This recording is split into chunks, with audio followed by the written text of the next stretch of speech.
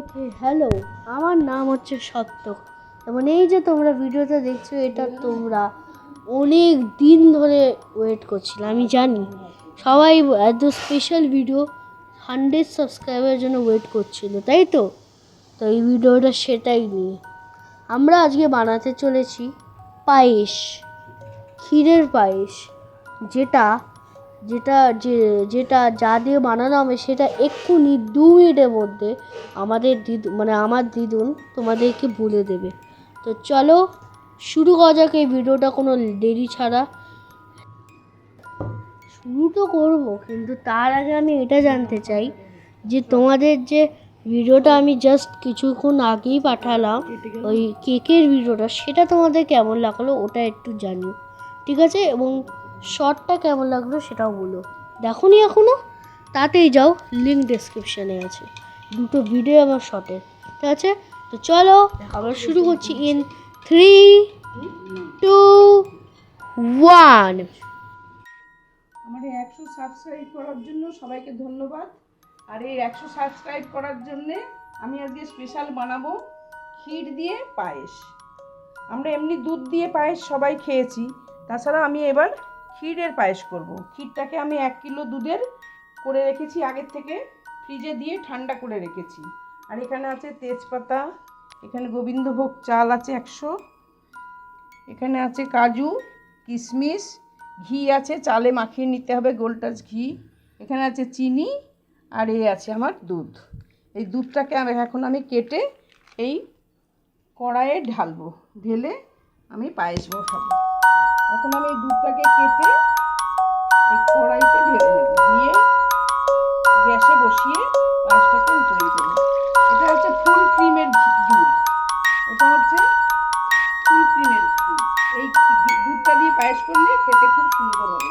এখন এই দুধটাকে আমি গ্যাসের উপরে বসাবো, বসিয়ে পায়েস রান্না শুরু করব।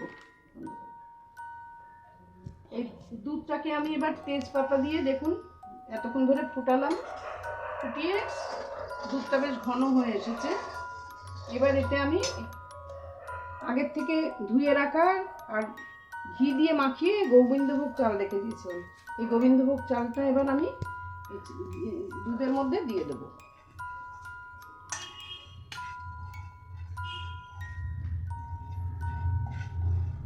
একটু ঘি মাখিয়ে নিলে বেশ সেন্টটা সুন্দর হয় পায়েসের। ঘি দিতে হয় চালের মধ্যে, আখের চাল, এই গোবিন্দভোগ চাল আর কি, অল্প একটুখানি দিয়ে নিতে হয় ঘি। আর এখানে আমি কাজু আর কিশমিশটাকে ধুয়ে এবার ভিজিয়ে রেখেছি, আর এখানে চিনি আছে। চালটা সিদ্ধ হয়ে আসবে যখন, তখন আমি চিনি, কাজু, কিশমিশটা দিয়ে দেব। এখন আমার এটা আস্তে আস্তে করে পায়েসটা, এবার চালটা আস্তে আস্তে করে সিদ্ধ হবে, তারপরে আমি কাজু, কিশমিশ আর চিনি দেব। এবার চালটা আমাদের গোবিন্দভোগ চাল যেটা দিয়েছিলাম সিদ্ধ হয়ে গিয়েছে, আর এটা দুধটা ঘন হয়ে গেছে। এবার এতে আমি কাজু আর কিশমিশটা দিয়ে দেবো। এই যে কাজু কিশমিশ ভিজিয়ে রেখেছিলাম, কাজু কিশমিশটা ছড়িয়ে দেবো। আর দেব চিনি।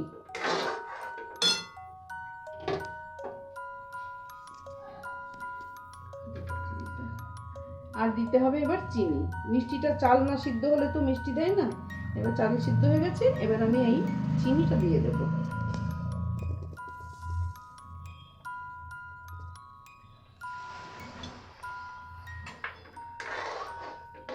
বেশি চিনি দিলাম না, কারণ ওই ক্ষীরটা তো তৈরি করা আছে, একটু ক্ষীরে অল্প একটু মিষ্টি দেওয়া আছে, সেই জন্য একটু অল্প করে চিনি দিলাম।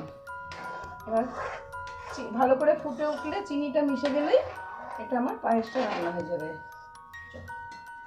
আমাদের পায়েস রেডি, ঠান্ডাও হয়ে গেছে। এইবার ঠান্ডা হয়ে গেছে, এই ঠান্ডা ক্ষীরটাকে এবার আমি এই পায়েসের মধ্যে মিশিয়ে দেব।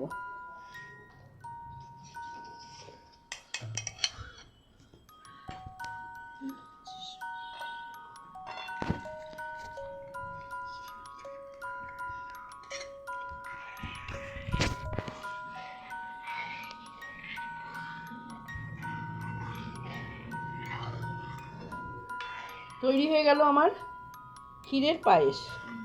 আগে আমি পায়েসটাকে বানিয়ে নিলাম দুধ দিয়ে, এরপরে আমি ক্ষীর যেটা করে রেখেছিলাম ক্ষীরটাকে আমি পায়েসের মধ্যে মিশিয়ে দিলাম। এবার এটাকে সাজাতে হবে। হ্যাঁ, ধরে থাকবি না একটু। না, ওকে করে তুলবো।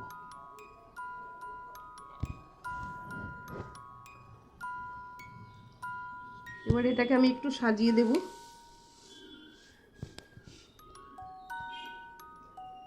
আপনারা বাড়িতে তৈরি করে খেয়ে দেখবেন ক্ষীর দিয়ে এরকম পায়েস রান্না করে কেমন লাগে, ব্যাপক খেতে লাগবে।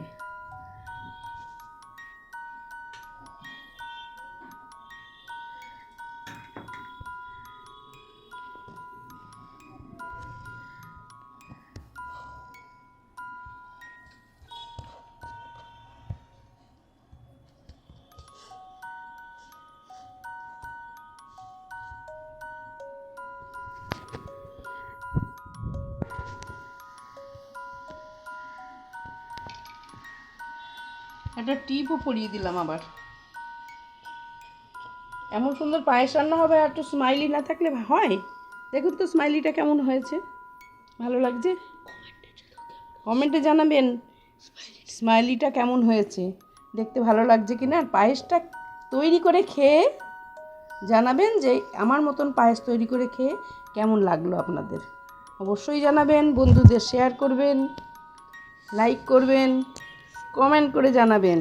অবশ্যই সাবস্ক্রাইব করতে ভুলবেন না, কিন্তু সাবস্ক্রাইবটা আগে করবেন, ঠিক আছে? নাহলে মানে 100 থেকে এবার আমরা এগোবো তো 1000-এর দিকে। ঠিক আছে, টাটা, বাই বাই।